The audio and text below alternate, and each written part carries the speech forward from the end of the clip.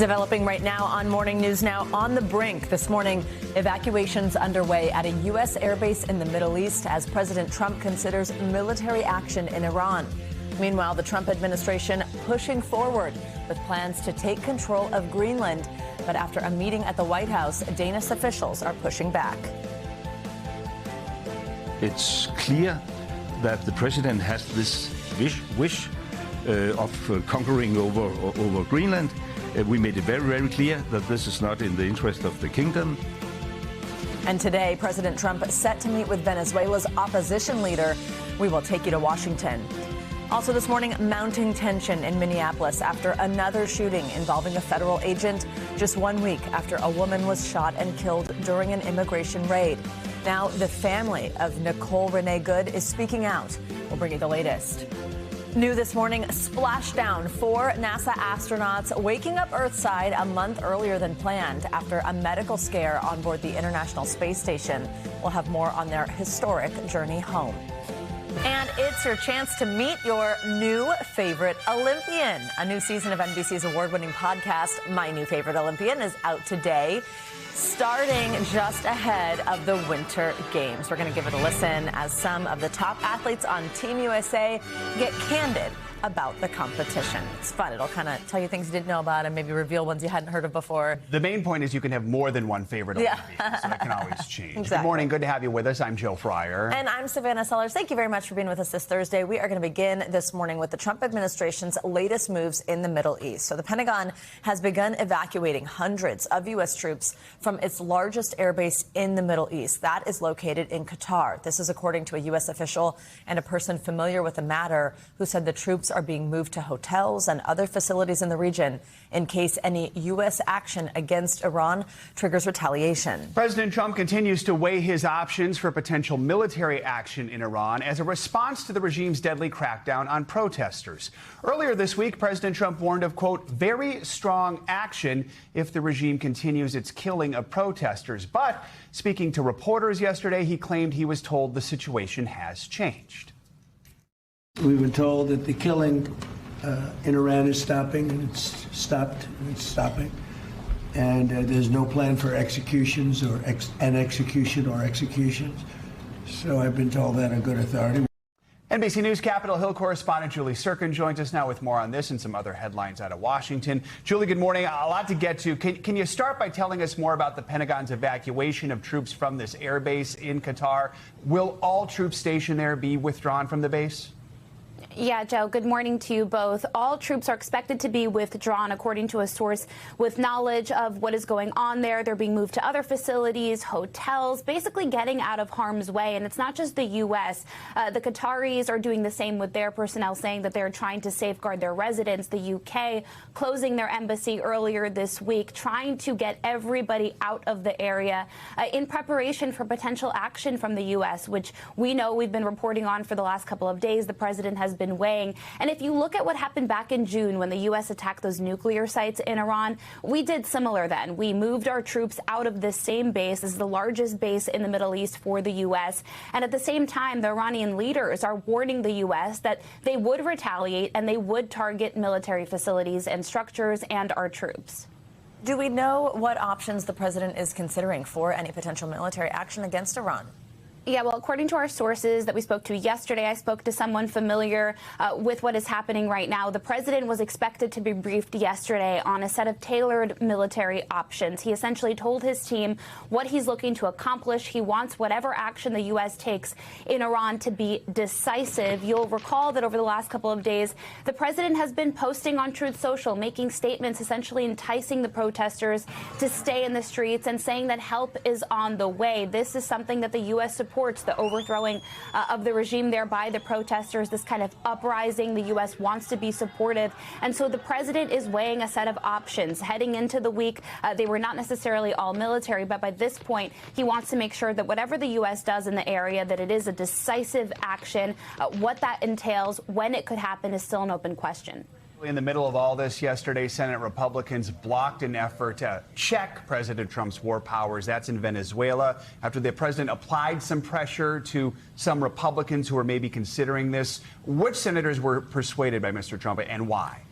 Yeah, the president, I reported, guys, earlier this week, called up all 5 Republican senators who first voted in a procedural vote to limit his future actions in Venezuela. 2 of those senators, Senators Todd Young of Indiana and Josh Hawley of Missouri, they actually changed their mind because yesterday the Republican-led Senate decided to take a move that would essentially dismiss and throw out this war powers resolution. And that's exactly what happened because these 2 senators flipped their vote. J.D. Vance, the vice president, came in and broke a tie. Senators Lisa Murkowski, Susan Collins, and Rand Paul of Kentucky, they still voted with Democrats to limit the president's power. When I asked Lisa Murkowski why she did that, she said because Congress needs to reaffirm its Article I powers, which she feels like it slipped its grip on over the last couple of years.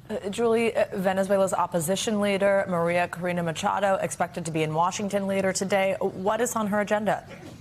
Well, she has a busy schedule. There are some security concerns, so things could still be in flux. She's set to meet with the president, which is going to be a really important meeting.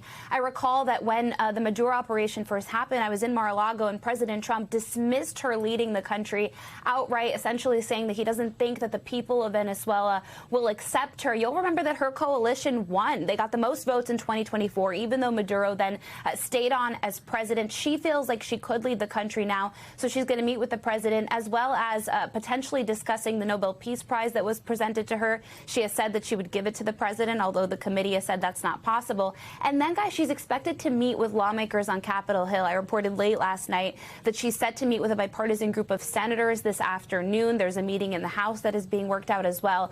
But again, there are concerns about her security, so those meetings could be in flux. All right, Julie, a lot to cover this morning. Thank you. Thank you. Well, officials from Denmark and Greenland are pushing back on President Trump's Arctic ambitions for the territory, expressing that it is not for sale. They met with administration officials yesterday at the White House and said they have a different opinion from the president about who should control Greenland, but indicated they are open to expanding the U.S. military footprint. NBC News Washington reporter Alice Barr joins us now with more on this. Hi, Alice. Good morning. Good morning, Savannah. As top officials in Greenland said clearly they will not be owned by the United States. Recent polling shows more than 8 in 10 of Americans surveyed oppose taking the territory by force, something President Trump has not ruled out.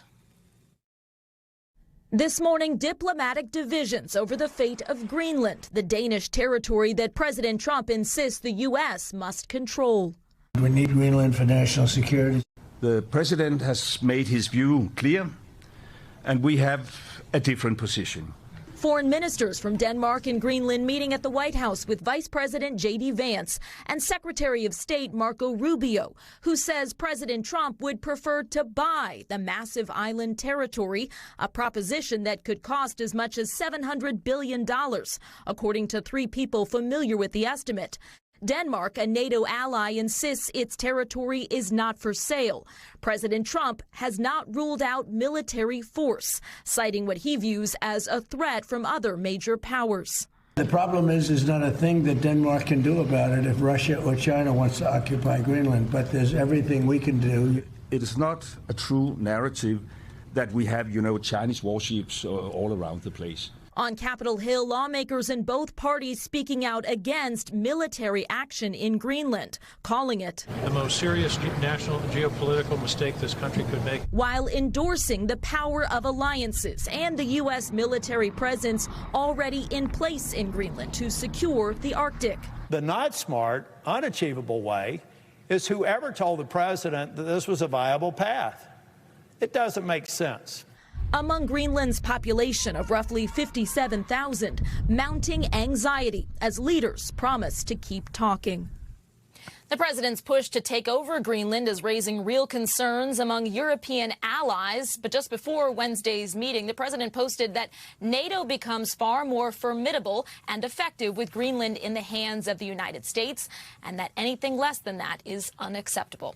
Savannah? All right. Thank you very much, Alice. In Minneapolis, the family of Renee Good is speaking out for the first time since she was shot and killed by an ICE officer just 1 week ago. The fallout from her death continues to escalate on the ground. Once again, protesters clash with federal agents over the immigration operations taking place in the Twin Cities. Overnight, one man was shot in the leg by a federal agent during an attempted stop. It's a sign that tensions on both sides are still mounting. NBC News correspondent Shaquille Brewster is in Minneapolis with the latest. Shaq, good morning.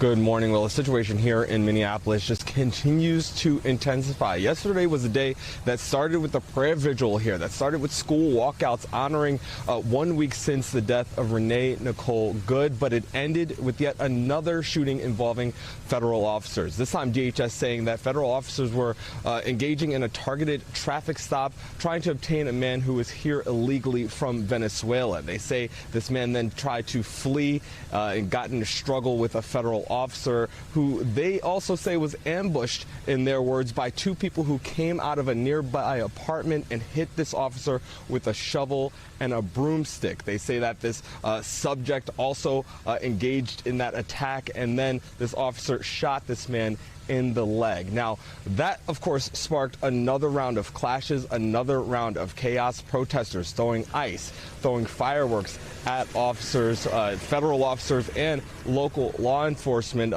Police chief declaring an emergency situation, telling protesters to go home. We saw tear gas, pepper spray, those shock grenades, and those flash grenades. It was a chaotic scene in another Minneapolis neighborhood. Now, all of this is coming after we heard from the family in their first extensive statement, the family of Renee Nicole Good, who called her a beautiful life. I spoke with her family attorney just yesterday. He told us he's considering a civil lawsuit and is calling on a transparent investigation, all as the situation just continues to intensify here in the city of Minneapolis. Back to you. Jack, thank you. Well, a government contractor accused of illegally obtaining classified material is due to appear in a federal court today for a detention hearing. The contractor was identified as a Navy veteran who works for the Pentagon. He's alleged to have been collecting information related to a foreign country. Two federal law enforcement officials say the country in question was Venezuela. The case is tied to yesterday's FBI raid on the home of Washington Post reporter Hannah Nathanson. Attorney General Pam Bondi alleges Nathanson, quote, obtained and reported classified and illegally leaked information from a Pentagon contractor. But the paper says Nathanson was not the target of the investigation and has not been charged with any crime. This case is raising concerns about the constitutional protections of the free press. NBC News senior justice reporter Ryan Riley joins us now, along with our legal analyst Danny Savalos. Good morning to both of you. Thanks for being with us. Ryan, I will begin with you, and let's start on that raid. Tell us a bit about Nathanson and her work. Was it that she'd written something about Venezuela, and how and why this operation unfolded yesterday? Yeah, she wrote a story, actually, that explains, I think, a lot of the background for this. She wrote a piece about how she became the government whisperer, essentially, for the Washington Post, because she had posted on Reddit some of her signal contact information, and ended up getting hundreds, over 1,000, in fact, contacts from federal government workers, and was in communication with a lot of them frequently. And because of the way Signal works, it's end-to-end encrypted, meaning that you can only get the content of the information by having the physical phone. So while in the past there's been Justice Department scandals over DOJ seizing information that's either on the cloud or they get from third parties, in this instance, this is a real sort of red line, because you're talking about physically going into and searching a journalist's home, and that's what had to happen here. But that's what happened here. But the content of that information, I think, is like the important part there, because the only way to get that information would be to do these sort of physical searches. But obviously, there's been a lot of outrage from the journalistic community about this sort of raid. It's a really big escalation in the Justice Department and the Trump administration's sort of war against journalists in many ways, because you see in this instance that they've been attacking the free press, calling them fake news for a while, and now you have this escalation that goes far beyond what we've seen in the past from the Justice Department. Danny, let's talk about some of that outrage. This raid is raising a lot of concerns among free press advocates and news organizations. They're worried about eroding constitutional protections for journalists. I mean, could this raid be seen as a potential violation of the First Amendment, of free speech? Just how do you assess it from a legal standpoint? Since 1990, federal law and federal regulations, including DOJ regulations, have expressed a statutory and regulatory preference for not using search warrants in the case of reporters, or more particularly newsrooms. It's maybe a slightly different analysis when you're raiding a reporter's home. But in the modern era, someone's home is their office because everything we think about and write about is on our devices, not necessarily at a cubicle in some newsroom. So that in the past, when this has occurred, there have been challenges to the search warrant. So we can expect that these might be judicially challenged. We like our guest star, Danny. The shaking of the head. Oh, she just wants to be picked up. Hello. Ryan, let's bring you back in here. Tell us about the Pentagon contractor who is now in custody. What is he being accused of by the government? Yeah, so the Pentagon contractor is making his first appearance in Baltimore today in federal court. The government obviously wants to hold him, and their argument has essentially been that while they may have gotten the actual physical documents or information that he had in his possession, that their argument was almost quotable here. It was that they can't protect what's inside his head, meaning that all of the classified information that he knew is not something that they can really stop from getting out there in some manner. So that's their argument for keeping this individual detained. But we're going to hear more about this case as it builds out at that hearing in Baltimore today. Oh, and Danny, we do have one more question for you. So let's just talk about this case against the contractor. How strong is the government's case against this person? What are prosecutors going to need to do to prove allegations? It's going to be a relative, well, I don't want to say an easy case, but this is the kind of case that if they can create the digital paper trail, it's going to be a case that is provable. And the reality is most federal cases result in a conviction. So this is not looking good for this defendant. Danny, to your point about work, not just at the cubicles. There you go. You're working, Dad. We appreciate it. Like the little bedhead in the corner. Thanks, guys. Thank you both. All right, accused actor Timothy Busfield is now facing another allegation of sexual abuse. Busfield made his first court appearance yesterday in connection to separate sexual abuse charges in New Mexico. Those allegations were made by two child actors. NBC News correspondent Dana Griffin has the latest. You will continue to be held without bond. West Wing star Timothy Busfield in an orange jumpsuit, appearing stoic next to guards as a new allegation of sexual abuse surfaces. This time, a 16-year-old girl whose father says several years ago, Busfield allegedly kissed her and put his hands down her pants during an audition. According to court documents, Busfield allegedly begged the family not to report him to police if he received therapy. NBC News reached out to Busfield for comment and has not received a response. Busfield making his first court appearance from a New Mexico jail on child sex abuse charges, alleged by two brothers, both actors on set of The Cleaning Lady. And new video from the Daily Mail Plus shows heavily armed U.S. Marshals ramming the door of Busfield's upstate New York home Tuesday, moments after he turned himself in to Albuquerque police. He had been wanted since Friday. His attorney says he was never on the run, but driving cross-country to New Mexico.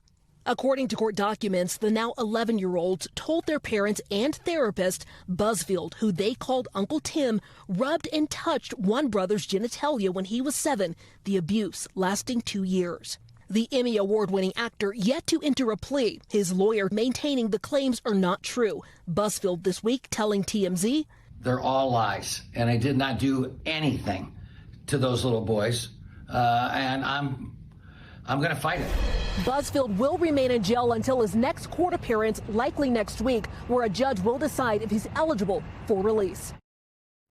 All right, Dana Griffin, thank you so much. Well, 4 NASA astronauts are back on Earth this morning after an emergency medical evacuation from the International Space Station. Overnight, the team splashed down into the Pacific Ocean just off the California coast near San Diego. NASA ordered them home early because one of them is experiencing a serious medical situation. NBC News senior correspondent Tom Costello, of course, covers NASA. He covers space. He has been following this closely. Tom, good morning.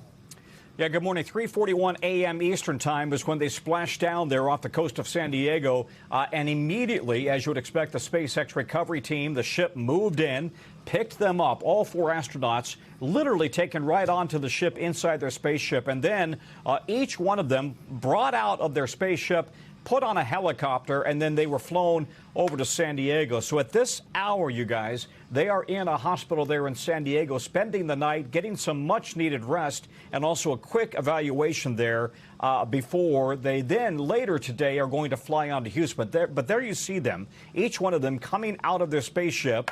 and getting an evaluation. So as you know, the crew includes the commander is Zena Cardman. And she's the Crew 11 commander. Michael Fink is the pilot of this mission. He became the space station commander, but of course he had to relinquish command when they left. You've also got a Japanese astronaut and a Russian cosmonaut, all safely now back on Earth on this unprecedented situation in which NASA literally decided to evacuate them from the space station, ending their mission early. Never before has NASA medically evacuated a crew member or members because of a medical situation, cutting short a mission. All right, Tom Costello, thank you very much. All right. Yeah, Verizon, you are back online today after a widespread outage impacted cell data and voice services for most of the day Wednesday. A Verizon spokesperson said the company, quote, let many of our customers down and apologize for the outage. Impacted customers will get account credits. Verizon is the nation's largest wireless service with more than 146 million customers. The company suggests if you're still having an issue today to turn your device off and then turn it back on, which is the fix for everything. So true, no matter the device. All right, time now for weather and the return of frigid temperatures across the country today. Yeah, meteorologist Angie Lastman is tracking it all for us. Angie, good morning. Guys, if I could turn off the weather and turn it back on and get you some better temperatures than this, I would. Unfortunately, not the case. We are stuck in the freezer for a lot of folks this morning. A bit of a whiplash when you consider where we've been for days and days with those warmer than normal temperatures. Not the case this morning. Notice where we're currently sitting. 1 degree for what it feels like in Chicago. We've got 2 degrees for Erie. Parts of essentially the northern plains in the Midwest looking at sub-zero wind chill values right now. In single digits really extending across parts of the Appalachians and all the way down to parts of the Midwest. And even the teens is what you're going to feel like as you get out the door in Atlanta. So you get the picture. All of that cold air kind of spilling in for the eastern third of the country. We've got temperatures even into the afternoon hours barely making it into the 20s for Pittsburgh, mid-20s for Asheville, running way below normal for Savannah, and even kind of cooler than normal temperatures settling in for Tampa. You get just 61 degrees for your high temperature today. Of course, these numbers not typical. We will start to get back to more normal averages here as we get into tomorrow for most, but notice the far eastern parts hugging the East Coast are still going to see temperatures on the cooler side. So just 39 degrees in Washington, D.C. tomorrow and 33 for Boston, even at 50 degrees in Charleston. You might want to check on your friends in Miami. 69 degrees. That's the temperature that they're going to get for their high tomorrow. Again, below normal. Meanwhile, we're going to start to see another reinforcing shot of cold air kind of slide in as we get into the end of our weekend and into early next week. So notice we do kind of rebound in some of these spots. We're going to get back to those double-digit temperatures on Saturday and Sunday for Minneapolis, but single digits for Monday. That is a high temperature, not the wind chill. That's an actual high temperature in Minneapolis. We'll see the teens across parts of Michigan and Indianapolis, 20s in Buffalo, and then even Philadelphia kind of flirting with freezing as we round out the weekend and head into our upcoming week. So feeling a lot like winter. Currently, we've also got some wind alerts that are up across parts of the plains. Notice how much of that section of the country they stretch. And we're looking at the potential for 40, 50, 60 plus mile per hour peak gusts as we get through at least Friday. So Rapid City, you can see Huron, Ainsworth, Goodland, all seeing those high amounts of those high levels of wind here as we get through the next couple of days. So heads up there. We've still got some winter alerts that are in effect for interior areas of the Northeast, as well as along the Great Lakes and the Appalachians, too. So a total of 9 million people. And here's why. A bit of that rain farther to the east and a bit of that snow, especially focused along parts of the Great Lakes. And we're going to keep that going through the day today. So that first system that we've been keeping an eye on, that is moving into New England today and kind of will be moving out. But notice back to the west, we've got this next Clipper system. We've kind of had a parade of Clipper systems, those fast-moving winter storms that dip out of Canada and leave us with some additional snowfall. So if you live in the Great Lakes today, you're waking up to some snow. Places like Detroit, you'll get out the door. Lots of schools are canceled there. But that next Clipper system is going to bring a new dose of snow to the upper Midwest as we get through the day today. And then again, we'll have kind of a repeat of these heavy bands of lake effect snow across that same region. So travel going to be difficult. We'll see low visibilities as well with some additional wind across that region. And you can see we see that snow stretching all the way down to the Appalachians. By the time this is all said and done, which is really going to be through the weekend because we've got multiple systems that we're tracking, notice those highest amounts. No surprise, they are downwind to of the lakes, but we could see upwards of 5, 6, even more than 8 inches in some of these locations. So Watertown, Buffalo, Grand Rapids, all going to get a new fresh dose of some snow here over the next couple of days. So feeling like winter for sure. Remember those 50 and 60 degree temperatures we were talking about just days ago? Those are long gone, guys. I also like how we're getting as much snow as people well south of here. Yes. Pretty much I know. New York City, everybody that is a snow lover in New York City, I think Savannah's one of them, has been waiting for additional snow. We just really don't have Head to North Carolina. Or the Upper Peninsula of Michigan. There They've you got go. plenty. The Yoopers know what it's like. All right. Thank you. All right, much more to come here on Morning News Now. Later this hour, all right. Actor Matthew McConaughey trademarking himself to fight against AI. Up first, though, after the break, we have the latest from Gaza, where phase 2 of the U.S.-backed peace plan is now underway. Stay with us. Welcome back. The U.S. says it's pushing ahead with phase 2 of its Gaza peace plan 3 months after the fragile ceasefire between Israel and Hamas went into effect. The first phase has been plagued by a series of ceasefire violations. 451 Palestinians have been killed in Israeli attacks during the period, according to local health officials. And the last remaining Israeli hostage body has yet to be returned. Hamas says it is still searching for it amid the widespread destruction. On top of that, the entry of humanitarian aid into the devastated enclave is still facing Israeli restrictions, according to the UN, while recent winter storms are compounding the misery for these displaced Palestinians. NBC News international correspondent Matt Bradley joins us now from Tel Aviv. So, Matt, walk us through what we know about phase 2 of this plan and who's going to lead it inside Gaza. Well, in many ways, it's going to be led by Donald Trump. He is going to be leading the Board of Peace, which is going to be directing this 15-member transitional council of Palestinian technocrats who will actually be running things on the ground in the Gaza Strip. So, we have started to hear a few more details in just the last 24 hours about what this will actually mean. Specifically, we know that Nikolai Mladenov is already going to be running this. This had been leaked a couple of weeks before. He's a UN diplomat who deals with Middle East affairs. And now we know that Ali Shat, who is a deputy minister from the Palestinian Authority, which rules most of, but not all, of the West Bank, that he will be running this transitional council. He's the kind of technocrat that tend to get picked for this. He has definitely a lot of experience dealing with investment proposals from the international community, which is going to be very important going forward, because the big part of this next phase is going to be reconstruction, solidifying and making this ceasefire more permanent. But there are so many outstanding questions, and not just, as you mentioned, that there still is one body in the Gaza Strip.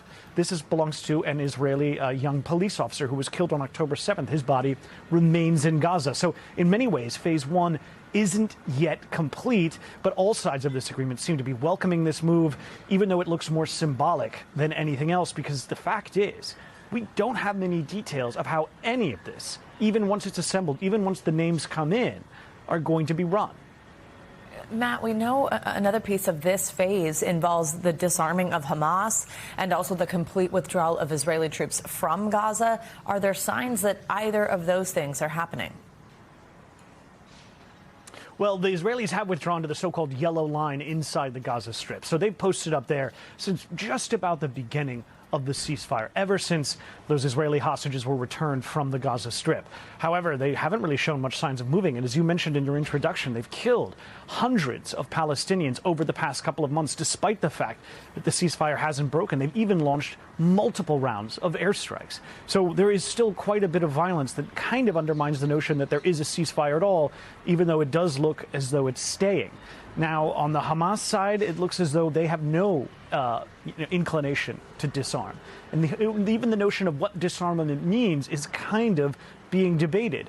The Israelis have made it clear that they think that disarming means destroying all of the tunnels underneath the Gaza Strip that belong to Hamas. That would be a huge undertaking that would probably take years if Hamas were ever to even agree to it. But Hamas has also not really signaled that they intend to give up even their small weapons. They agreed to the ceasefire, but they said nothing about the clause that says they must disarm. Matt, another key element of this phase is the reopening of the Rafah border crossing that would let in a lot more humanitarian aid, especially important given how these winter storms have been ravaging the camps for displaced Palestinians. Tell us about that and just what we're hearing from aid groups. Yeah, I mean, I can tell you from what we're seeing right here, the weather, it looks really nice right now, but for the last couple of days, it's been rainy, it's been extremely windy, temperatures have dropped at night, and remember that most of the population of the Gaza Strip now lives in tents, and they are incredibly exposed to all of the elements. Now, the Rafah border crossing is a major issue here. That was supposed to be open as part of the ceasefire. The Israelis have opened it to Palestinians who are leaving the Gaza Strip into Egypt. The Israelis have said that they are allowing those Palestinians to return back, which is a major concern from among the global community, that these Palestinians in Gaza are allowed to return back. But the Rafah border crossing does remain closed to incoming aid. The Israelis have said that they are providing adequate aid after it passes security checks through other crossings through Israel proper, like the Kerem Shalom crossing. The Palestinians say, and Hamas says, that not nearly enough aid is being let through, and aid agencies and advocacy groups say that Israeli restrictions are continuing to be a noose around the inlet of aid into Gaza, which is so desperately needed, not just because of the winter temperatures, because of 2 years of war. We've heard a lot of the fatalities in just the past couple of weeks have been because destroyed buildings have been collapsing on people. So the situation there remains dire. All right, Matt, thanks for your reporting. Appreciate it. Well, in Ukraine, President Zelensky is calling for a state of emergency in the country's energy sector after Russian strikes crippled the power grid. NBC News international correspondent Claudio Lavaga now is here to take us around the world in 60 seconds. Claudio, good morning. Joseph, and a good morning. Well, that's right. Ukraine declared a state of emergency as thousands of residents in the capital, Kyiv, for days now have remained without heating and power as Russia continues to strike energy targets. President Zelensky accused Moscow of deliberately exploiting the harsh winter conditions as part of its war strategy, with overnight temperatures in the capital, Kyiv, dropping to around 5 degrees. This comes as next week both Zelensky and President Trump are expected to attend the World Economic Forum in Switzerland, although no official plans for a bilateral meeting between the two leaders has been announced yet. Let's go now to Uganda, where this morning voting began in a presidential election. The polls opened amid criticism for long delays in queues, concerns about transparency, and after a days-long internet shutdown that was called by the opposition as an anti-democratic tactic. The ongoing president, the 81-year-old Yoweri Museveni, who's been in power since 1986, faces 7 other candidates. Polls close later today and results are expected to be announced in 48 hours. And let's end this tour of the world back here in Rome, where one of the best preserved ancient Roman homes is opening to the public for the first time. The so-called House of Griffins was built around the 1st and 2nd century before Christ and was discovered in the early 20th century on the Palatine Hill near the Colosseum, where the ancient Roman elite built their houses, palaces, and temples for centuries. Visitors will not be able to enter, though, its beautifully preserved rooms because they are very deep underground. Instead, they will watch a live stream tour by a guide wearing a head-mounted smartphone. Well, guys, I guess I've found what to do this weekend because the Palatine Hill is literally just around the corner from my house. I'll let you know. Let us know. It'd be more fun to actually go to it, but you know. Yeah. Wow, it's kind of scary. Yeah. Just one person going down there with a headset on. Wow, that's very cool, Claudio. Thank you. Coming up, officials in Missouri working to weed out a problem. When we come back, more on the efforts to ban unregulated cannabis products. This is Morning News Now.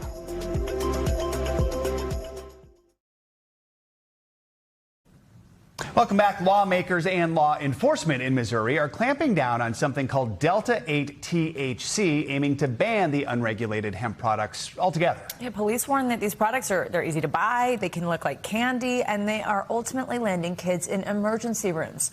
Reporter Mercedes McKay from our affiliate station in St. Louis has more on the state's long battle. We're going to put a law in the books and hold these people accountable. A fight law enforcement leaders across Missouri refuse to give up on. The push to get intoxicating hemp products like Delta-8 out of the hands of our most vulnerable. We're back this year trying to push for another ban because it's affecting our youth. It's the same message Lake St. Louis Police Chief Christy Giuseppe has voiced for years. Right. 5 on Your Side first interviewing the chief about this in April of 2024. We really need the public to support law enforcement to step up and call our lawmakers and just and urge them to ban this stuff. Nearly 2 years later, that is still the hope for DiGiuseppe as the problem only escalates. He says parents are reporting their teenagers buying these products at gas stations and vape shops, but right now, there's nothing police can do about it. We can't shut down these shops. We can't take any actions because there's no regulation. And it's not banned. Retired Eureka Police Chief Michael Wiegand says his department first encountered Delta 8 at a community garage sale. A lot of people came by and said, hey, you know, there's all marijuana at this table and things, and it looks exactly like marijuana. You can't tell a difference. But there's a major difference. Former Drug Task Force Detective Joe Patterson says medical and recreational marijuana has to go through strict guidelines with a tremendous amount of regulation, where Delta 8, they have no idea what's inside. We're not even sure what the dosage is because it's not certified through a third-party independent lab testing. So what could be marketed as 100 milligrams of THC could be 1,000 milligrams of THC. That's exactly why Chief Wiegand says more and more kids are ending up sick in the hospital. Some of the emergency rooms, you know, say it's over within a few hours. Some of the symptoms are over in a few hours, but others, it's not. It's a day or two stay at the hospital. Fighting to stop this from happening, State Senator David Gregory is introducing a bill to eliminate intoxicating cannabinoids altogether. I'm tired of what I'm seeing. I'm tired of what I'm hearing. We have our kids. It's a safety issue. Our kids are getting hurt, could potentially die from this type of product because we don't know what it is. On top of not knowing what it's made of, Senator Gregory says it's marketed to children. Anybody can go into a gas station. It looks like a bag of Skittles. Same colors, same design, same theme, and so that's super dangerous, and we're putting an end to it. While they fight in Jefferson City to do just that, supporters of this bill want to remind parents to stay vigilant. For those of us that are on the street dealing with this every single day and hearing complaints from parents and hearing complaints from law enforcement leaders and healthcare professionals, this was a problem yesterday, it's a problem today, it's going to be a problem tomorrow. Our thanks to Mercedes McKay for that report. Multiple states have either banned or put some regulations in place to restrict those Delta 8 products. We'll see what happens there. Coming up, Elon Musk's Grok making changes after controversy over deep fake images of real people. When we come back, the new restrictions just announced. Your Money Minute is next on Morning News Now.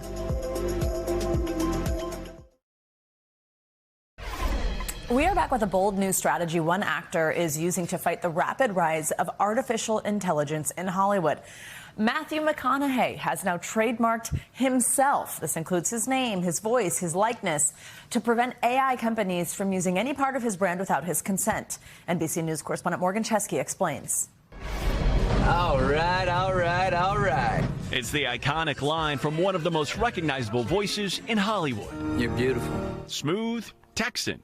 And with today's artificial intelligence capable of being recreated to make Matthew McConaughey say almost anything, which is why the actor is fighting back. Now to us, it's just fear. McConaughey officially filing to trademark his name, his voice, and even his likeness. A move designed to create a legal no-fly zone around his persona, giving him the power to sue if AI companies use his brand to sell products or train their models without his explicit permission. The move first reported by the Wall Street Journal and confirmed to NBC News by McConaughey's legal team. The law says that you cannot touch. But I think I see a lot of lawbreakers up in this house. For the 56-year-old actor, the move is about more than just money. As the rise of AI and its capabilities explode, he's betting the law can keep his identity uniquely his, especially in times where you can't always believe everything you see or hear. It's not that you don't want these systems to look at what we do or who we are or learn from us. It's that we don't want these systems to pretend to be us. And he's not alone. Other celebrities have dealt with AI content using their likeness being generated without their consent. Tom Hanks warning his followers advertisers were using AI to create ads that appeared to show him promoting miracle cures and wonder drugs. Taylor Swift depicted in AI-generated sexually explicit images on X. And Scarlett Johansson calling out OpenAI for using a voice eerily similar to hers. When you take that field today, you've got to lay that heart on the line, man. The Texan turned star, drawing his own line in the legal sand, ahead of an uncertain AI future. Morgan Chesky, NBC News.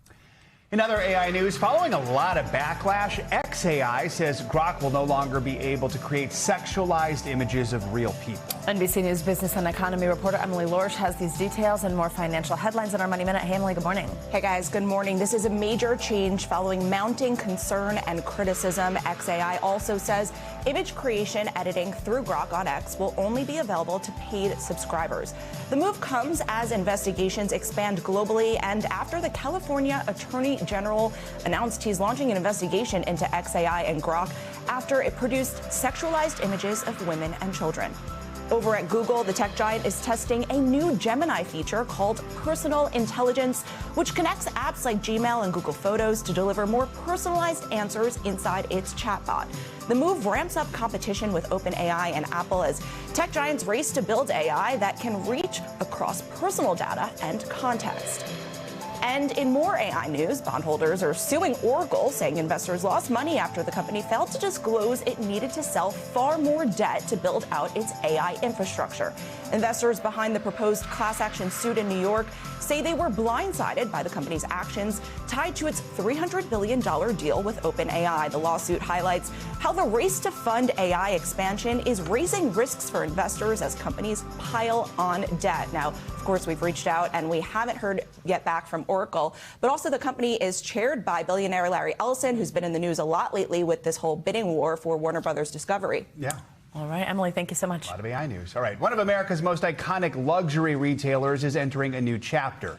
Earlier this week, Saks Fifth Avenue's parent company, Saks Global, filed for Chapter 11 bankruptcy. Once an iconic New York City staple, the retailer has faced a long list of challenges recently, including the multi-billion-dollar debt it took on from acquiring a rival brand. Saks is also struggling to compete with the rapidly growing digital marketplace. NBC News senior business correspondent Christine Romans has more on the store's next chapter.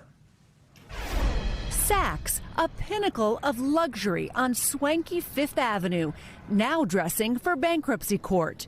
Saks Global, owner of Saks Fifth Avenue, Neiman Marcus, and Bergdorf Goodman, filing for Chapter 11. Oh, sad news. It's iconic, you know, it's part of New York to me as far as shopping goes. From television. I got an interview. Where?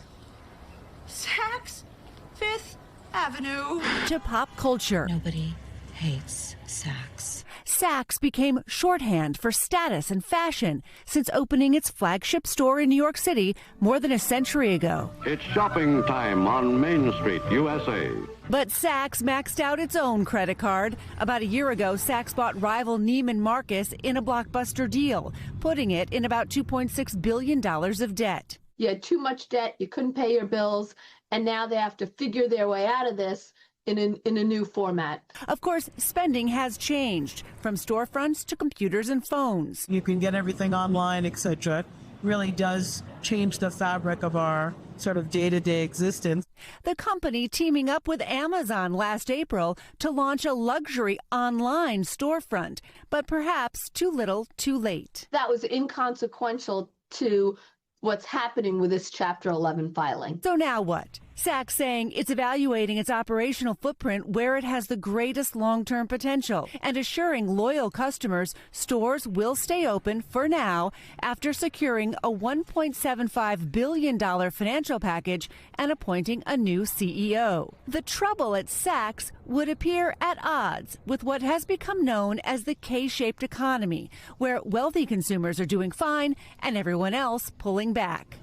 But for Saks, it's not that simple. The Saks bankruptcy isn't really about luxury declining. It's about the department store model overall struggling. Department stores really used to be the gateway to luxury, and today they're kind of the middleman that luxury brands no longer need. In fact, the luxury market is recovering after some setbacks from price hikes and tariffs. Louis Vuitton and Christian Dior parent LVMH reported slight growth last year. While Saks doesn't report its quarterly earnings as a private company, third-party analysts at Bloomberg Second Measure say sales at Saks have been down double digits almost every quarter for the last 2 years. Saks wouldn't verify those numbers. LVMH is really doing well where department stores like Saks have struggled because it owns the brand and the customer experience. So when a brand sells direct, they can control everything from the pricing, the storytelling, the data, and that is incredibly valuable right now for a brand. What a shame coming to a flagship department store has somehow lost its currencies. At the end of the day, no matter how fancy, Saks is a department store in a new world of shopping. Christine Romans, NBC News.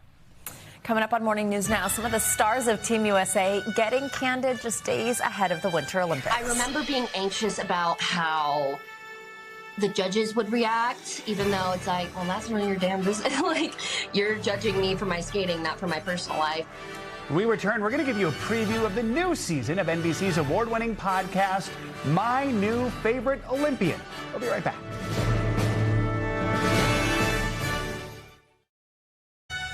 Welcome back. We are now just 22 days away from the opening ceremony of the Winter Olympics in Milan Cortina. Over the last few months, we have covered countless stories of training, triumphs, and tribulations of these inspiring athletes vying for a spot on Team USA. Well, now you can learn more about some of these competitors and the causes that are important to them. Today is the official launch of Season 6 of NBC's award-winning podcast, My New Favorite Olympian. The first episode will feature Team USA figure skater Amber Glenn, who just won the U.S. title a few days ago. This season of the podcast will be hosted by Olympic figure skating medalist Adam Rippon and NBC's Chase Kane, who joins us here in studio. So, Chase, normally you cover weather and climate for us. This is a fun little detour for you. Yeah, it was great. It started as I was just going to interview one athlete who's a vocal, champion for climate change. Winter's the fastest warming season. It's affecting winter sports. It's affecting Winter Olympics. And then it evolved to like, hey, would you want to do more of this? And it turned out to be this incredible experience where you actually really get to know these athletes on a personal level. And that first story is Amber Glenn. Growing up, I watched Ice Princess and all of the different movies about just being so elegant. And what was really hard for me personally was women were expected to be super, super graceful. And then the men, it was just like, you're a soldier. Like the entire time, it's just like, like that was the style. Versus if a girl does it and it's not the most elegant, graceful thing in the world, but is really difficult and it's the same way that the guy did it, it's frowned upon. Even as a kid, I think I was like 10 years old, I was told to tone it down because it wasn't graceful. She wanted to show people how much she loved to be out there. So she would land a jump and she would have this really big, face on. They had this feedback session with the judges afterwards, and it kind of broke my heart because a lady told her, don't do that anymore. Don't smile. Don't do that big smile anymore. I was skating to Live and Let Die and just old classic or I Love Rock and Roll. I'm not trying to be ladylike. I'm trying to enjoy my sport. On the ice, female figure skaters traditionally wear a sequin-covered dress, but Amber often trades the sparkle for power, gliding out in bold, tailored pantsuits that turn heads. When it fits the music, it fits the story, it is not a question. In figure skating, every detail is judged. Unlike most sports, victory isn't determined by a time or a finish line. It's decided by judges. Figure skaters are scored not just on difficulty, but also on presentation, artistry, emotion, even how they embody femininity or masculinity. Because she's strong and she's muscular. She would used to wear sleeves. If you go back and look at all of her costumes, she would wear long sleeves. Even if it's mesh, she would cover that definition out of fear that she's going to be judged as being too masculine. I've heard figure skating be described once as competitive gender performance. It's a dream world in which people have created these ideals on what women should look like and what men should look like. We have 9 judges from around the world who may or may not agree with your quote unquote lifestyle. And so it's been unwritten rule to lock it up. Since I came out publicly, I remember being anxious about how the judges would react, even though it's like, well, that's none of your damn business. You're judging me for my skating, not for my personal life. But the amount of support and seeing the pride flags in the audience and things like that made it just out of my head. I don't care. If that's an issue, then obviously there needs to be more people like me, and this needs to happen so we can move past it. Since coming out, her skating has changed.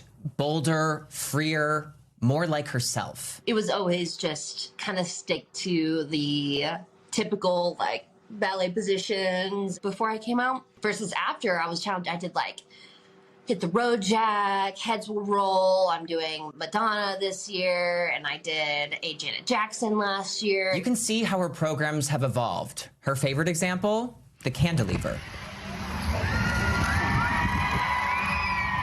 And of course, the triple axel, one of the most technically demanding jumps that involves 3.5 rotations in the air. It's so difficult, only a few women have ever landed it cleanly. Amber, who is throwing a triple axel and is queer and proud of it on the ice, it just represents yet another way that women are making space for themselves and moving the sport forward in a way.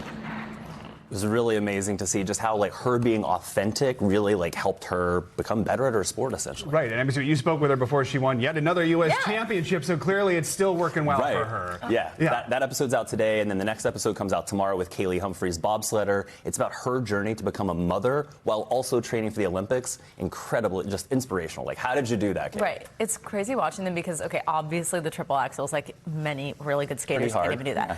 But even the little things that I'm sure for them is just this fun little back bend on the ice. It's how do they do that? It is crazy to watch. I would face plant and have a bloody nose. Right. That's and really not even neat. On ice. Exactly. It's just truly amazing. Chase Kane, thank you very much for joining us. Congrats on this. Very cool. And you can listen to the full first episode of this latest season of My New Favorite Olympian by scanning the QR code. It's on your screen right now.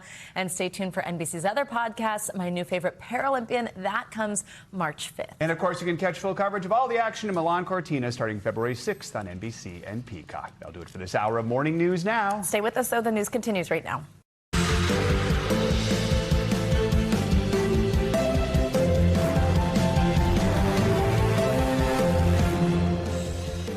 Good morning. Thank you very much for starting your Thursday with us. I'm Savannah Sellers. I'm Joe Fryer. Right now on Morning News Now, tensions boiling over. Furious protesters taking to the streets in Minneapolis after a federal officer shot a man in the leg during a traffic stop. We're also hearing for the first time from the family of the woman who was fatally shot in her vehicle by an ICE agent just over a week ago. Also this morning, back on Earth. On behalf of SpaceX and NASA, welcome home, Crew 11. 4 NASA astronauts splashing down early today after that unprecedented emergency evacuation from the International Space Station. Love the latest on the rush to get one of those astronauts some much-needed medical care. Plus, cracking the code on fertility. We're going to break down what the science says about what really matters when trying to conceive. Our friend, specialist Dr. Lucky Seacon, is here to talk about that brand new book with some tips you won't want to miss. And finally, later this hour, we're going to be meeting the author behind the show everyone's talking about, Heated Rivalry. Rachel Reed will tell us how she came up with the gay hockey romance that has taken the world by storm. And some good news for fans. A brand new book about Shane and Ilya is on the way. That announcement made just a couple days ago this week. We'll maybe get a little inside scoop as to what you can expect in the next chapter. I cannot wait. Everybody's talking about it. All right, let's begin this hour in Minneapolis. The standoff there between protesters and the federal government over ICE operations is now reaching a boiling point. Yeah, overnight, a man was shot in the leg by a federal agent during an attempted stop. And for the first time, we are hearing from the family of Renee Good, whose death at the hands of an ICE officer just over 1 week ago launched this unrest. NBC News correspondent Shaquille Brewster is on the ground in Minneapolis with the latest. Shaq, good morning. Good morning. And here the situation just continues to get more intense. It was a day that started with a prayer vigil right here honoring 1 week since the death of Renee Good, but ended with yet another shooting by a federal agent who DHS says was ambushed and attacked, sparking yet another round of chaos. Overnight, another shooting involving a federal officer causing chaos in Minneapolis. Protesters gathering at the scene, setting off fireworks and throwing rocks at police. The city's police chief calling for calm. The crowd is engaging in unlawful acts. DHS says federal officers stopped an immigrant from Venezuela who allegedly resisted arrest. DHS claiming 2 other people joined the struggle, and the original target began striking the officer with, quote, a shovel or broomstick, adding the officer was fearing for his life and fired, hitting the man in the leg. The city's mayor speaking out. This is an impossible situation that our city is presently being put in. Meanwhile, Democratic Governor Tim Walz writing, I know you're angry. I'm angry. What Donald Trump wants is violence in the streets. Don't give him what he wants. While Trump's Deputy Attorney General posting that ICE agents are doing their jobs, adding Waltz and Fry, I'm focused on stopping you from your terrorism by whatever means necessary. This is not a threat. it's a promise. This just the latest in a growing wave of confrontations between residents and federal officers in Minneapolis, sparked by the shooting of Renee Nicole Good by an ICE officer a week ago. The Trump administration saying the mother of three weaponized her car and was a threat to the agent, which has been disputed by local politicians. And yesterday, DHS saying the officer suffered internal bleeding after the incident. The White House also defending ICE's actions in Minnesota. We are going out up to the worst of the worst. While a lawyer for the Good family is demanding answers. Our understanding is that the mission coming into Minneapolis was to get the worst of the worst. I can tell you one thing. Renee Good was the best of the best. Her family this morning remembering the 37-year-old mother of three as a beautiful light. And new this morning, President Trump now threatening to invoke the Insurrection Act, saying that it would allow him to bring troops to Minnesota to help stop attacks on ICE and to quell the protests. Back to you. All right, Jack, thank you. 4 astronauts from Crew 11 are back on Earth this morning. They left the International Space Station early because one crew member has a medical concern. Overnight, the crew splashed down off the coast of Southern California near San Diego. NBC News senior correspondent Tom Costello has the latest. Tom, good morning. Yeah, so the crew is right now at a hospital in San Diego after their spectacular return to Earth very early this morning. They're all getting some much-needed rest following NASA's unprecedented decision to medically evacuate a crew early. Dragon, SpaceX, we see splashdown. Splashdown in the Pacific. After 167 days in orbit, the 4 members of Crew 11 back on Earth 6 weeks early, with one of them needing medical treatment for what NASA calls a serious condition. On behalf of SpaceX and NASA, welcome home, Crew 11. SpaceX Dragon, it's so good to be home. The spacecraft seen lighting up the night sky over California as it re-entered the atmosphere. NASA Administrator Jared Isaacman in an early morning news conference. This mission brought Crew 11 safely home. All crew members are currently undergoing the routine post-splashdown medical evaluation. The crew member of concern is doing fine. Crew 11 launched last August and was supposed to return to Earth in mid-February. Americans Zena Cardman and Michael Fink, Japanese astronaut Kamiya Yui, and Russian cosmonaut Oleg Plantinov. Then last week, NASA announced it needed to bring one of them home, but citing medical privacy, would not say who or what their condition was. After handing command of the space station over to a Russian colleague, the crew said goodbye. Then at 5:20 p.m. Eastern on Wednesday, separation confirmed. Crew 11 pulled away from the space station and headed home. Endeavour crew, enjoy the ride home. 10.5 hours later, they were floating off California. It's been an honor flying with you. Standing by for side hatch, and the honor is ours. Thank you so much. The astronauts again spent the overnight in a San Diego hospital for a quick evaluation. They will then today fly on to Houston for further evaluations and the necessary medical treatment. One more note, NASA says one of the reasons the crew remained in space for a week was to ensure the sole remaining American still on board the station, Chris Williams, was up to speed, trained up on everything that he wasn't fully familiar with. So it's now just him and 2 Russian cosmonauts up on the space station. Back to you. All right, Tom, thank you. Well, for more on this early return, let's bring in our friend, former NASA astronaut Mike Massimino. He is now a mechanical engineering professor at Columbia University and also the author of Moonshot. Mike, it's always great to have you here. Okay, let's start with the crew. The way that they returned, it was in the middle of the night, that splashdown in the dark. Is that unusual? Does that make anything more difficult? It makes it a little more difficult because it's nighttime, and so you can pretty good shot there, right? With the infrared technology we have, you can still see them pretty clearly. Yeah, but it's nighttime, so the rescue forces don't see as well. Yeah. You know, for the crew, they're a little bit disoriented coming back to Earth, so they're in the dark. So it's some disadvantages to it, but there's also advantages. The sea tends to be calmer at night, so you have probably a better splashdown than you might normally during the day. Also, there's less tourists on boats at nighttime, so you don't have to worry about people coming in where they're not supposed to be. So there are some disadvantages, but also some advantages as well. Fewer cruise ships to hit, and things like that. People want to take pictures and stuff. You mentioned being disoriented, but I mean, just in general, I mean, the medical issue for one person aside. What's it like for your body when you're doing the reentry, when you're doing the splashdown? Yeah, each spaceship is a little bit different. You know, the shuttle is different than the Soyuz, which is different from this, from the SpaceX Dragon.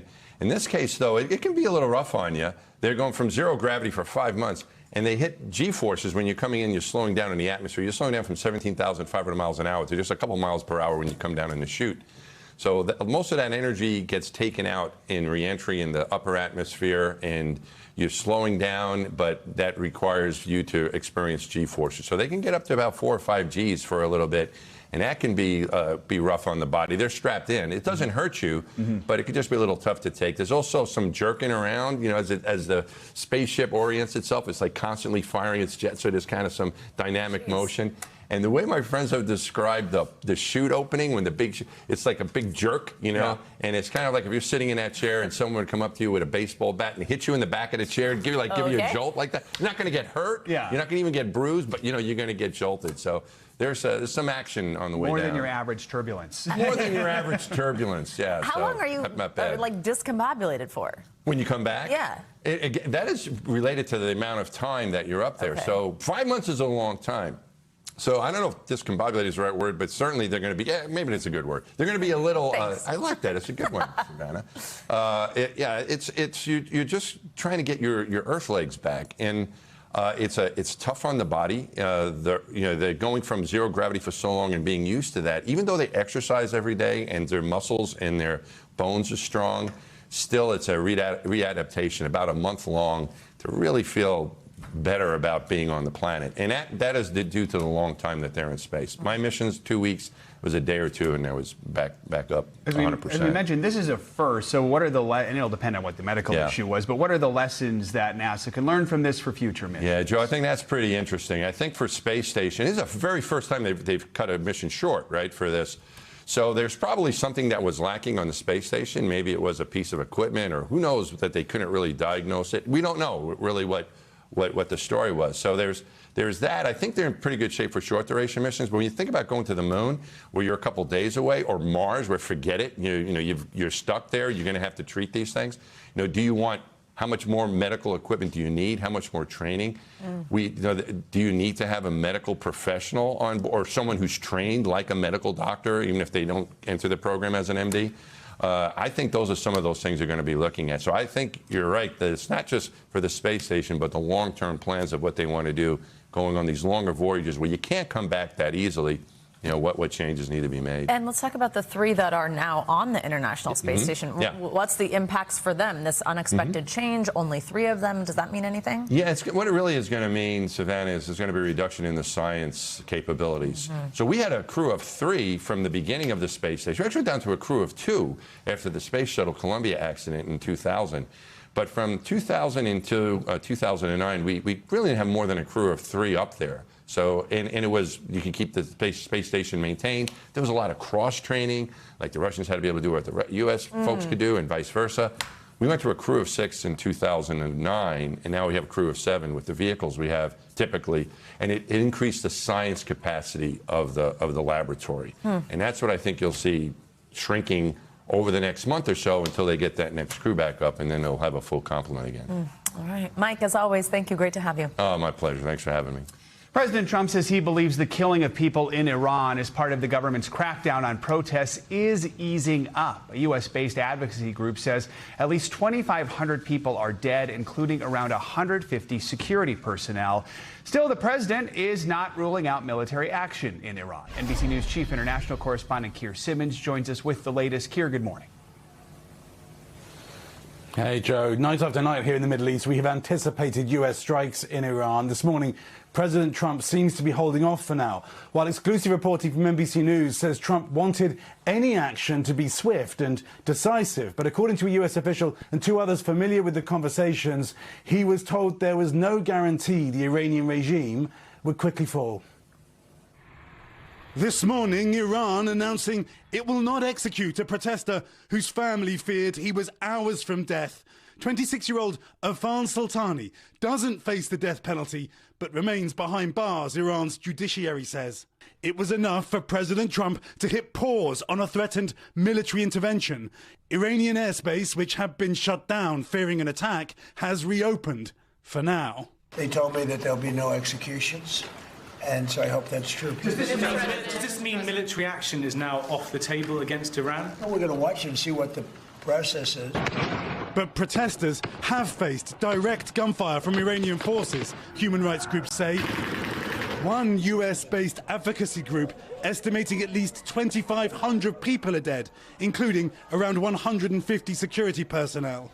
Amnesty International describing unlawful killings on an unprecedented scale.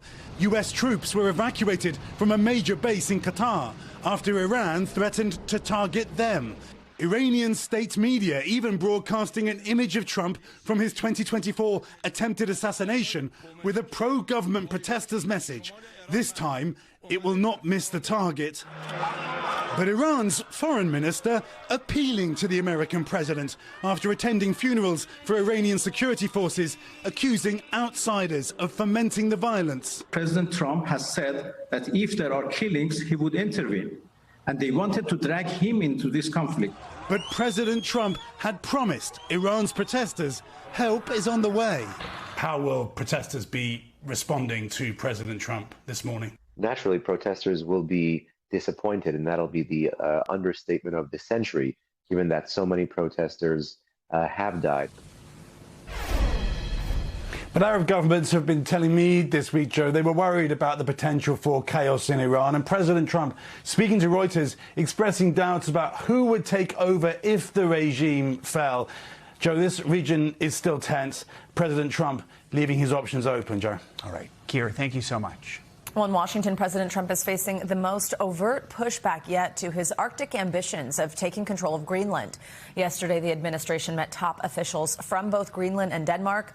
The Danish foreign minister called the meeting an opportunity to, quote, challenge the narrative presented by the American president, but said that disagreements remain. NBC News chief White House correspondent Peter Alexander joins us now from the White House. Hi, Peter. Good morning. Savannah, good morning. President Trump is leaning into his desire for the U.S. to take control of Greenland, saying anything less than that is unacceptable. And the pressure is building even after that face-to-face meeting between U.S. and Danish leaders here that appear to do very little to bring the two sides any closer to an agreement. Overnight tensions rising, multiple countries sending troops to Greenland.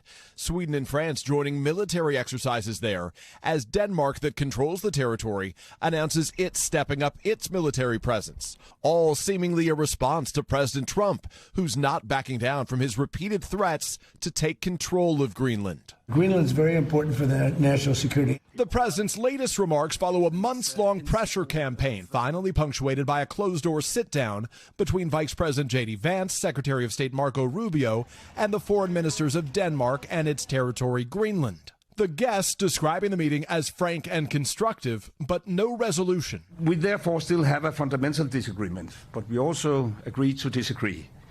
And therefore we will, however, continue to talk. Greenland is roughly 3 times the size of Texas, with a population of just about 57,000. The U.S. already has a base there that the vice president visited last year, with radar systems to serve as an early warning for potential attacks from Russia. President Trump has not ruled out military force. If we don't do it the easy way, we're going to do it the hard way. But Rubio says the president would prefer to purchase the island.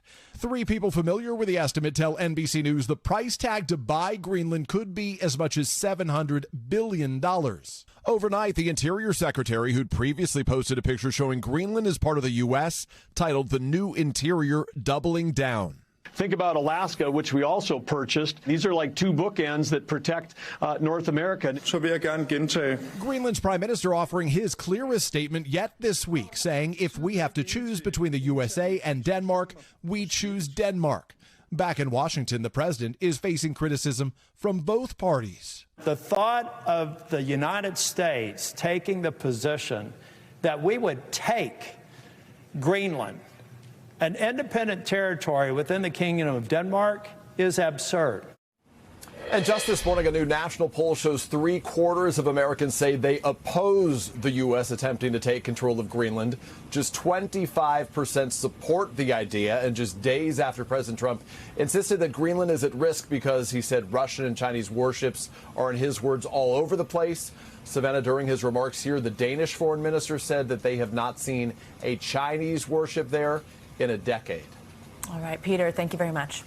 A government contractor accused of illegally obtaining classified material is due to appear in a federal court today. It's a detention hearing.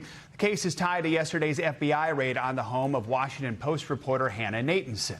Attorney General Pam Bondi alleges she, quote, obtained and reported classified and illegally leaked information from a Pentagon contractor. NBC News Chief Justice and National Affairs correspondent Kelly O'Donnell has the latest. This morning, dramatic twists involving military secrets, the First Amendment, and the Oval Office. Yesterday, a raid that shocked Washington. The FBI entering Washington Post reporter Hannah Nathanson's home, seizing her work and personal laptops, phone, and smartwatch. It's connected to a larger investigation of a government contractor, Aurelio Perez Lagonas, charged with unlawful retention of national defense information, according to a criminal complaint. Later, President Trump revealing that information relates to Venezuela. The leaker has been found and is in jail right now, and that's the leaker on Venezuela. A very bad leaker. But as for the raid on the reporter's home, the paper pushing back. While FBI Director Kash Patel posted that she was found to allegedly be obtaining and reporting classified, sensitive military information from a government contractor, endangering our warfighters. The Washington Post says the paper and reporter are not targets of the investigation. Nathanson, who has reported extensively on federal workers laid off by the Trump administration, has not been charged with any crime. The Post executive editor calls the raid aggressive action that raises profound questions and concerns about constitutional protections. Free press advocates are alarmed. We are just seeing an assault on press freedom that we typically see in authoritarian countries. Our thanks to Kelly O'Donnell for that report. It is time now for weather. It feels like winter just won't let go as lake effect snow and clipper storms are lining up into the weekend. Meteorologist Angie Lassman's here tracking the winter blast. Angie, good morning. Hi, guys. Good morning to you. Winter blast, the perfect way to put it. We've got a whole lot of snow on the way and a couple of systems that we're going to track, as you mentioned, all the way through our weekend that could interrupt some of those plans. So here's the deal. We've got winter alerts for 15 million people. That number has grown throughout the morning hours. Notice most of it downwind of the lakes and into the higher elevations of the Appalachians. And here's why. We've got a bit of this snow kind of centered across interior areas of the Northeast. And then closer to the coast is most of that rain. We're going to see this system kind of work its way across that region today. So it is going to bring additional snow, ongoing snow we're dealing with already this morning. And then back to the west, we've got this next clipper system. It's going to be kind of multiple of these that are going to work across this region and leave us with the potential for snow through multiple days. So today, it's the snow across the upper Midwest and the interior Northeast. Tomorrow, that secondary clipper system slides a little farther to the south and to the east, and it leaves us with difficult conditions when it comes to travel and reduced visibilities on the roadways. So heads up there, especially if you live downwind of the lakes. That lake effect snow is really going to be quite heavy and ongoing through your day tomorrow. And by the time this is all said and done through at least Friday, we'll pick up a couple of inches in some locations. I think more widespread, 1 inch to 2 inches. But notice, again, no surprise, downwind of the lakes, we could see upwards of half of a foot and even more than that. Meanwhile, we've got kind of two halves of the country going with two different seasons. So it's winter across the east with temperatures running well below normal. And then across the west, we're running way warm for this time of year. Here's the deal for our temperatures this morning. 0 degrees. That's the wind chill in Erie right now. It's 14 degrees for your actual temperature in Chicago. But you get out the door and that wind is just making it brutal. Single digit feels like temperatures and even below 0 temperatures across parts of the northern tier of the country. So places like Fargo and Marquette, it is bitter cold when you get out the door this morning. We've got 30s for Charlotte, even Atlanta, 26 degrees for your actual temperature and feeling like just 13. So bundling up this morning, going to be the ticket. By tomorrow, still going to need to do the same, really. These are afternoon temperatures today, but look what happens even tomorrow. Most of us in the far eastern portions of the country still going to see kind of chillier temperatures than normal. Boston, Washington into the 30s. We've got 50s for Charleston. And then here comes this kind of reinforced reinforcing shot of cold air from Canada. We're going to see single-digit highs for Minneapolis by the time next work week starts. We've got teens for Des Moines, teens for Indianapolis. Chilly temperatures, guys, are going to be in place as we get into really this weekend and next week for a lot of folks. It's still January. It is indeed. No snow. It is indeed. No snow here. For some. Yes. Thanks, Angie. You got it. Much more to come here on Morning News Now. Up next, underwater tsunamis. The warning from scientists on the ground in Antarctica about how the impact of melting glaciers could be even more serious than we thought. That's when we come back.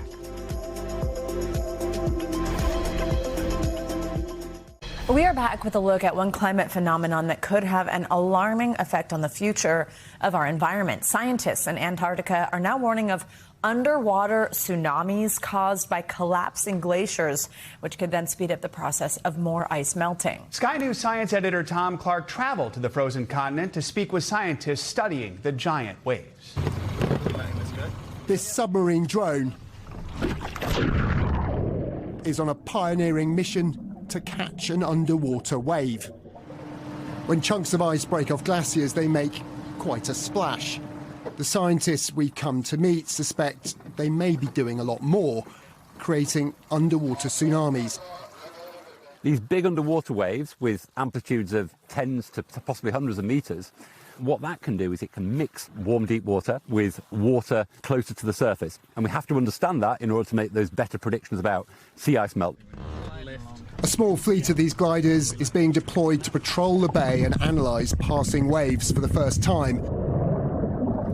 So we're picking our way right now through this crumbly ice. We have to slow right down. And all this is the residue of the massive blocks of ice that carve off the front of the glacier. And if you listen, you can hear it sometimes cracking, popping. It's the sound of air bubbles escaping after centuries trapped in the glacier's ice.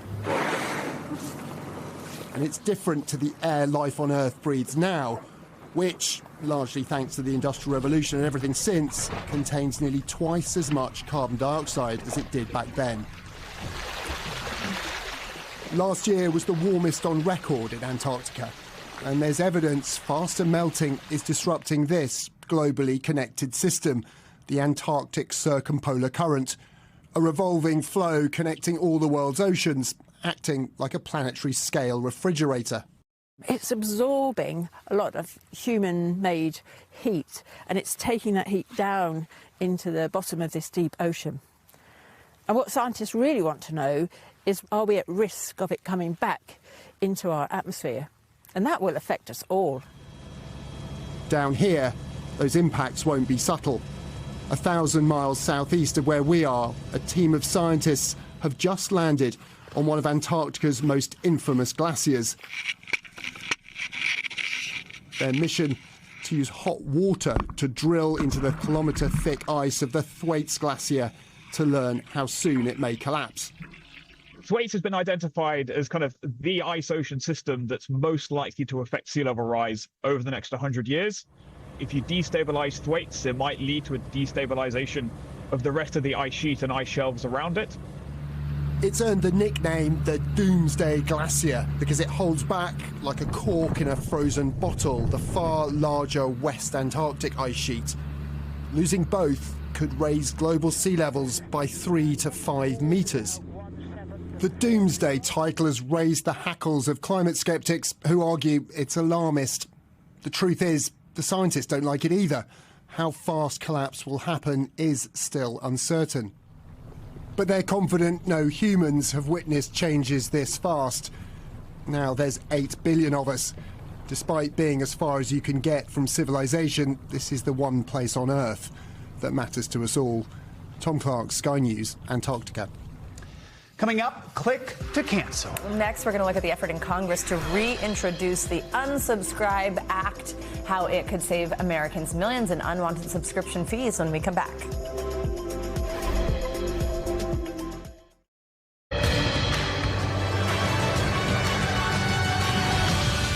We're back now with a closer look at what's making news in the world of politics this morning, starting with the Venezuelan opposition leaders' plans to meet with a bipartisan group of senators later today. Our Capitol Hill correspondent Julie Sirkin joins us now with more. Julie, good morning. Good morning to you both again. We begin right here in the nation's capital, where Venezuelan opposition leader, as you mentioned, Maria Corina Machado, has traveled to meet with President Trump in the White House, and we just learned is also expected to meet with lawmakers on Capitol Hill this afternoon. I'm told a group of 5 senators on both sides of the aisle are set to speak face-to-face with Machado. There's also a meeting in the works with lawmakers in the House, but security is a concern for Machado, as you can imagine, who has spent months in hiding after her coalition claimed victory in the contested 2024 presidential elections. President Trump has refused to back Machado, saying she lacks popular support after his administration captured and charged former regime leader Nicolas Maduro. So today's meeting could be pivotal. And speaking of Venezuela, 2 GOP senators changed their positions on allowing the Trump administration to conduct future military actions in that country. Last night, Vice President J.D. Vance broke a tie after Senators Todd Young and Josh Hawley, you see him there, voted against limiting President Trump's actions in Venezuela. It was a major reversal because last week, Young and Hawley joined 3 other Republicans, Lisa Murkowski, Susan Collins, and Rand Paul, and all Democrats, in requiring the president to obtain permission from Congress before conducting military operations in Venezuela. But then President Trump called each senator, even yelling at some of them, I'm told, and vowed to back their opponents in re-election bids. And finally this morning, the State Department announced it will stop processing immigrant visas from 75 countries, including Afghanistan, Brazil, Egypt, Somalia, and Russia, because they say those immigrants, quote, take welfare from the American people at unacceptable rates. The pause will take effect next week on January 21st and will remain active until the U.S. can ensure that new immigrants will not extract wealth from the American people. That's according to the State Department. Now, to be clear, this applies to immigrant visas for those seeking to live in the U.S. and not short-term visits like temporary workers, students, or tourists, including international visitors traveling for this year's World Cup. And that is a look at what is making news in politics this morning. Guys? All right, Julie, thank you. For many Americans, 2026 kicked off with a New Year's resolution to spend less. Well, now a bipartisan effort on Capitol Hill seeks to help with that by saving money with the click of a button. House Democrats and Republicans reintroduced the Unsubscribe Act this week. The Click to Cancel initiative aims to make sure you're only paying for what you use. NBC's Emily Aketa is here with the details. Emily, good morning. Hey, guys, good morning. From live sports to meditation to clothing and, of course, your favorite streaming channels, those subscription services can add up quickly and are easy to lose track of, and they can cost you hundreds of dollars a year or more. Well, now there's a renewed push on Capitol Hill to simplify the process and make sure canceling those subscriptions is as easy as signing up for them. While this Saturday Night Live clip may be a parody, the next person that you transfer me to better have the power to cancel my cable. It's a real grievance shared by many Americans. Canceling a subscription is often a difficult process for consumers. Why do they make it so hard to cancel, memberships and subscriptions? And those unwanted memberships can add up, costing some Americans hundreds of dollars every year. A major source of frustration shared on social media. Just have a link or a button on your website to say cancel here. Last year, video streaming, e-commerce, and music services were the most popular, with a CNET survey suggesting the average U.S. adult spends about $90 per month on subscriptions, including $17 for ones they don't even use. That can add up really quickly and can be some money that you're able to save if you cancel some of those subscriptions. The Federal Trade Commission adopted a click-to-cancel rule that would require companies to simplify canceling their services.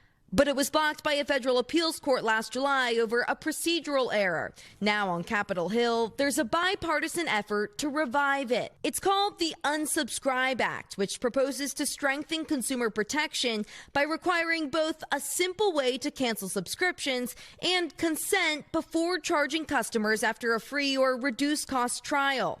What the marketers and the corporations do is they count on a huge number of consumers forgetting that they subscribed, and they reap the benefits in a large amount of profit. Experts say try a subscription tracker like Rocket Money or Bobby, or simply do a self-audit of your spending, checking bank and credit card statements from the past 3 months to track any recurring charges. It's really up to us to really take a moment, take a few minutes just to look and see what it is that we're actually paying for.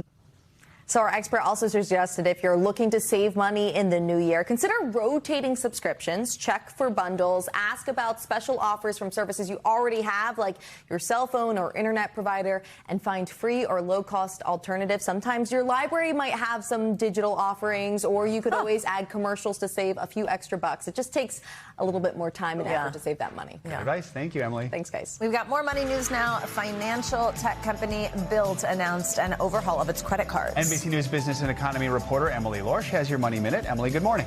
Good morning, Joe and Savannah. That's right. The fintech giant is jumping into the heated debate over credit card costs. Bilt's new credit cards will feature a 10% interest rate for 1 year, matching the cap recently proposed by President Trump. That's as Americans struggle with high borrowing costs, with average rates around 20%, according to Bankrate. And a heads up for Spotify users. The music streaming giant is raising prices for some subscribers. In the U.S., the price of premium individual is going up $1 to now $12.99 a month starting in February. That's $3 up from where the price was in 2023. The company says it's upping the price so it can continue to deliver a, quote, great experience. Meanwhile, America's housing slowdown isn't easing just yet. U.S. home sales stayed at a 30-year low in 2025, according to the National Association of Realtors. High mortgage rates and record-level home prices continue to push many buyers, especially first-timers, out of the market. Economists do expect mortgage rates to ease further this year, so we could see modest improvement heading into the spring buying season, but meaningful relief, guys, could take some time. All right, Emily, thank you so much. Coming up, the quest to conceive. A sit down with our friend Dr. Lucky Seacon to talk fertility, facts versus fiction.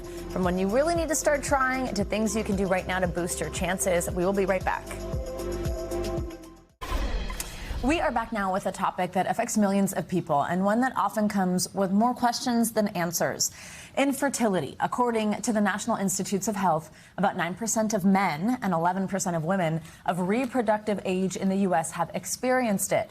And for many families, it can feel overwhelming and incredibly isolating, especially when the process is full of these confusing acronyms and medical terms.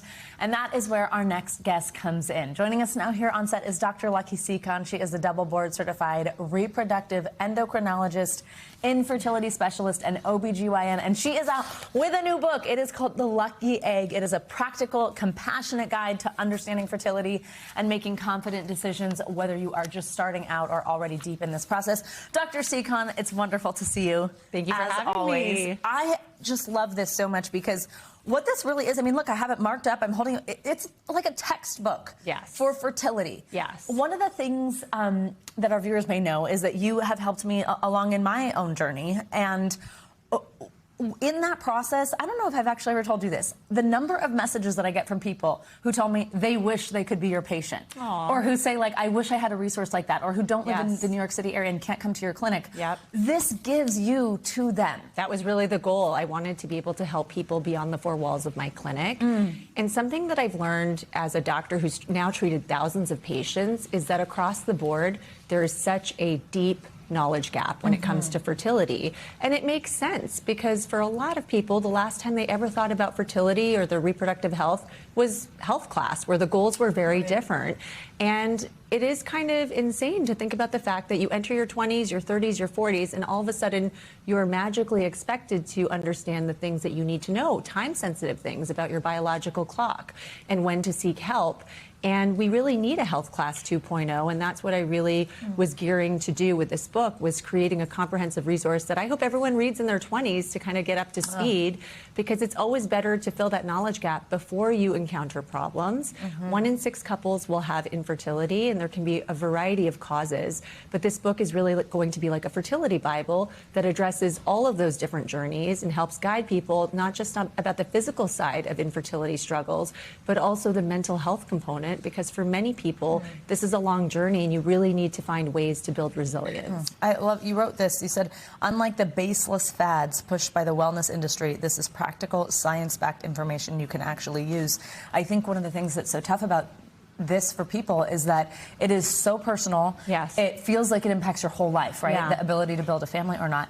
And they are flooded like a fire hose of information, not all of it correct. Correct. People who are trying to get pregnant are by definition a vulnerable population, and there is no shortage of marketing, predatory marketing that is targeting this population and pushing these myths that there are fertility formulas or magical supplements or superfoods or programs that are going to guarantee that you'll get pregnant easily and quickly, or even be able to reverse your biological clock. And as a fertility expert, I wanted to go on the record and say all of these things are baseless, but here are the things where you can redirect your attention and really focus so that you're not wasting money and, most importantly, your most valuable resource, which is time.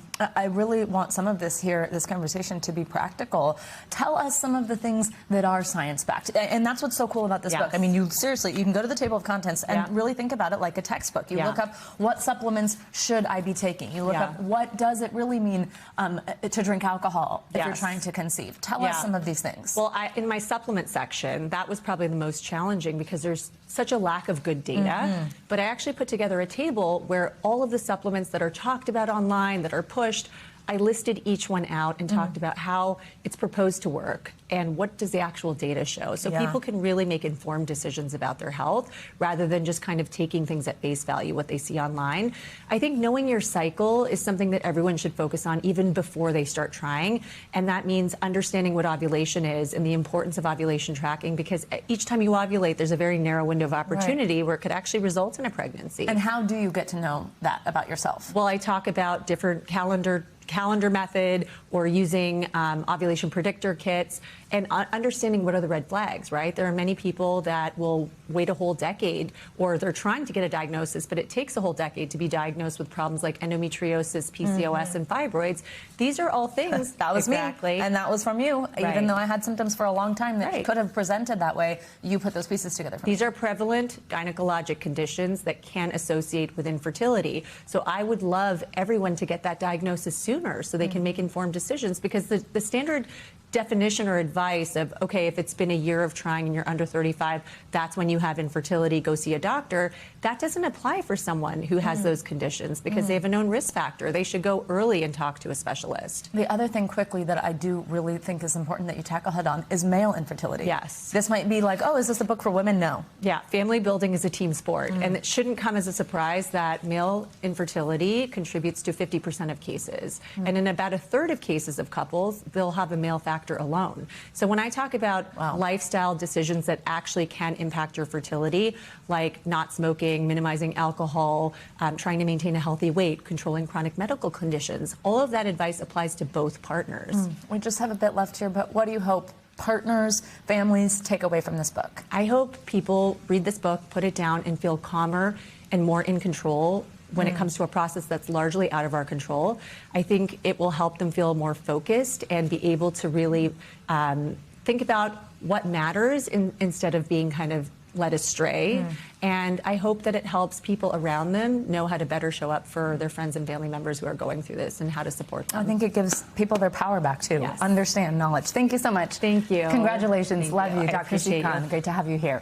And you can see her new book. It's out now, The Lucky Egg, wherever books are sold. All right, congratulations, Dr. Khan. Coming up, heated rivalry fever. I'm going to speak to the author of the books that inspired the hit new show Heated Rivalry, how she's handling this newfound fame, and what we can expect from the next chapter of this beloved gay hockey romance when we come back. We end this hour with our series Flipping the Script, featuring people on screen, on stage, and today on the page, shining a spotlight on diversity. Enter Heated Rivalry. You probably heard of it. The gay hockey romance is a breakout hit for HBO Max, propelling its stars to stunning levels of fame in a matter of weeks. The series is about two fictional hockey players, Shane Hollander and Ilya Rozanov, who are rivals on the ice, but off the ice things get pretty steamy. They must figure out how to navigate their careers and their feelings for each other. Now, the show is based on a book titled Heated Rivalry, which is actually part of a 6-book series called Game Changers, written by Canadian author Rachel Reed. All the stories center on hockey and queer love. Books 2 and 6 are the ones that focus on Shane and Ilya. Well, fans learned this week book number 7 is coming soon. This one is titled Unrivaled, and it's also about Shane and Ilya. And we are thrilled to welcome the author who started it all. Rachel Reed joins us from Canada. Rachel, I can't tell you how many people are excited to hear from you this morning after falling in love love with this series. Congrats on everything. Well, here's what people need to know. You wrote these books years ago. The first one was published in 2018, Heated Rivalry 2019. They did well, but now this book is a New York Times bestseller. The show's a hit. How are you just handling this just wave of just popularity right now? It's been amazing. I'm still in shock, honestly. It's been very difficult to process, but it's not a bad problem. They're definitely amazing. I mean,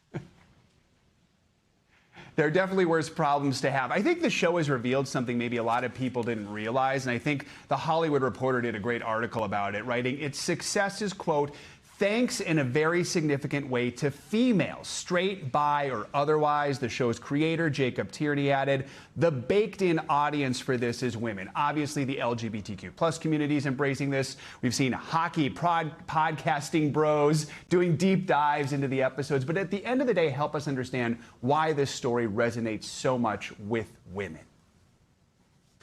well, I think that, romance readers largely are women, and honestly, readers of fiction are largely women. So for a really long time, my books and most queer romance were only in ebook format. So you really had to know where to look for them. So if you weren't already a romance reader, you probably weren't going to find them. So yeah, the built-in fan base was women, mostly for that reason. But I do think that, women, there's, these books are about emotionally vulnerable men. They're about, just maybe a softer version of some of the men that women might have known in their lives. And I think that's very appealing to a lot of people. Yeah, I've heard people say they're not toxic characters, and there is that vulnerability there. One of the show's stars, Hudson Williams, recently revealed that he actually hears from closeted pro athletes, and he mentioned that you do too. That suggests that maybe Game Changers has the potential to literally change the game. What are, just generally speaking, some of the things that you are hearing from players?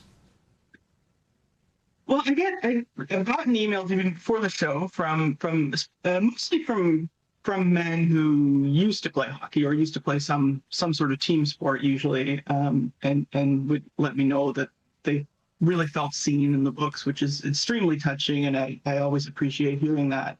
And yeah, since the show, I'd say I started to get more messages, more emails, and yeah, it's really, it's really touching.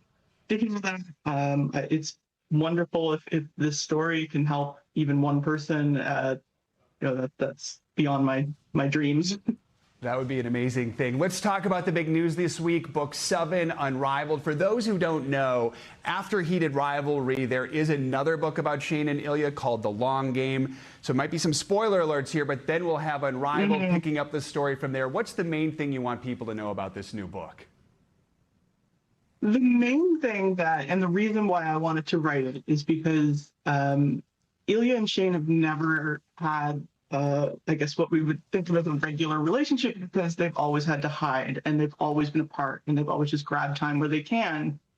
And now they're together all the time. They're living together, they're working together, they're traveling together, and everybody knows about them. So this is brand new, and there are good things and bad things about it, and it was very interesting to explore. And I feel like it came at a good time, because it's like there's interesting parallels between like the way that my life has changed in the last couple months, and maybe some of the ways that their lives have changed. So it's made for interesting writing. You kind of understand maybe some of what they're feeling right now. So we know season 2 of the show's in the works, and we have a question from one of your biggest fans. Take a listen. Hi, Rachel. I'm going to ask you a little question. So, out of all of the books in the Game Changers series, which one, besides Heated Rivalry and The Long Game, would you like to watch be brought to life? I love you. That, of course, Connor Story, who plays Ilya Rozanov. What's your answer to his question? Role Model is the one that I'm the most excited to see. I think we probably will see Role Model. And yeah, that's the one I'm very excited about. I really love the 2 lead characters in that one. Very good. Very good. Rachel Reed, we are so excited for everything that's happening for you right now. We appreciate you taking the time to speak with us. Congrats on all your success. And to salute you, I have brought a bottle of ginger ale. It is, of course, Canada Dry. So cheers to you and Shane's favorite drink. Thanks for everything you're doing for representation. We appreciate it. And by the way, the book available to purchase in advance now. It comes out in September. That's going to do it for this hour of Morning News Now. Stay with us, though. The news continues right now. We thank you for watching. And remember, stay updated on breaking news and top stories on the NBC News app or watch live on our YouTube channel.